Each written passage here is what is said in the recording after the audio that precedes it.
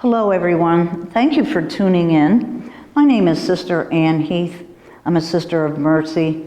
Many of you know me, some of you don't. But first of all, I would like to thank Father John and the parish staff for inviting me here today to speak with you about something very special.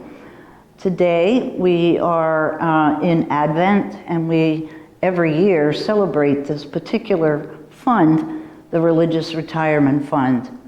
In 1988, the United States bishops launched a campaign to offset the funds for our sisters, brothers, and priests who are in retirement and need a little extra funding. And that was a 10-year initiative.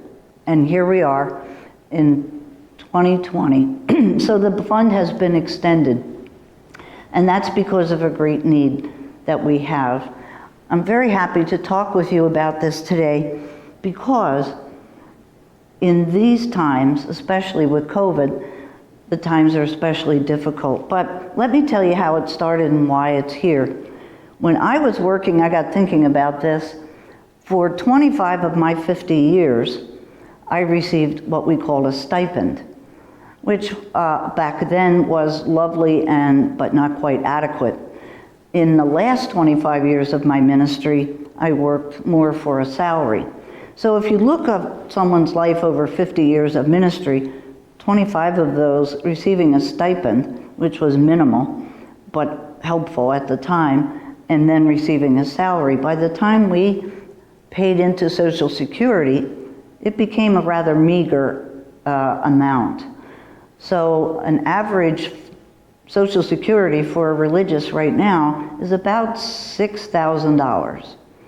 And the average American receives $18,000 annually. So there is a big discrepancy. This fund will offset and help offset those funds. We have many, many sisters and priests and brothers who currently are in a residential facility, but some of them had to go to other nonprofits, maybe not owned by their congregation. We are very fortunate in my community, and I'd like to share a little story that happened to us up in Philadelphia. In early April, in the beginning of when COVID was really in our consciousness, in the blink of an eye, 6 sisters died within days of each other. The difficulty for us was that we were not able to mourn their loss and to be with each other in a time of celebration of someone's life. But with technology, we were able then, later on in May and June, to offer our prayers and celebrations via Zoom. So we were able to come together to give them the farewell and the send-off that they well deserved. If you think about the number of people recently who have died alone and maybe were buried without a proper burial, it was very difficult for us. Each brother, sister, and priest who has given their lives and spent their lives needs to be celebrated. Which brings me to another point. I think I'm pretty aware right now that I'm thinking of our congregation. Our younger people, our young adults, our teens, and our children really haven't had much experience of a priest, brother, or sister in their lives. And to me, that is very, very sad. So I'm encouraging you who have had the influence of a brother, a priest, or a sister to please share those stories and let the younger generation know who we are, what we do, and why we do it.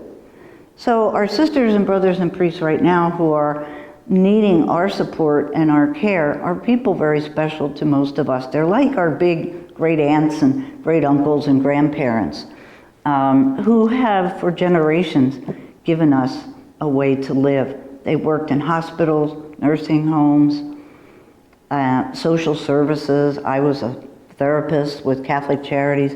And so we do a variety of things. But in our later years, we come together and support one another. When you give to this fund, if you can give whatever you can, it goes directly into direct service to those sisters, priests, and brothers in our retired facilities.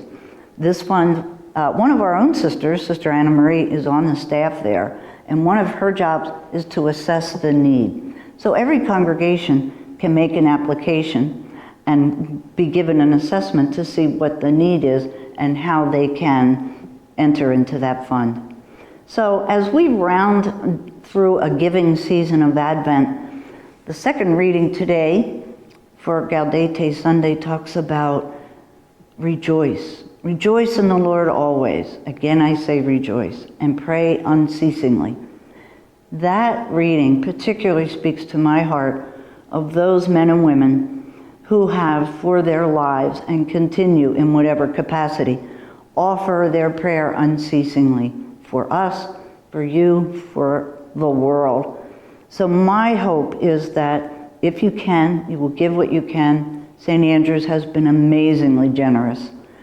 So do what you can, but most of all, pass on the legacy, pass on the story of who we are and what we do, and let the world know that we are still here and we do what we can for the kingdom of God.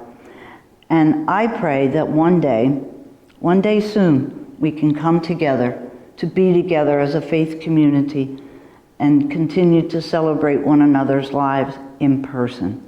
But until that day comes, let us always remember that we are here for one another and continue to spread that message that God is alive and well in all of us. So stay well, be healthy, and be grateful. I am grateful for you, and I count you every day in my prayers. So God bless you, and thank you once again for all you are and do for me personally, but for the women and men religious in the United States. God bless you.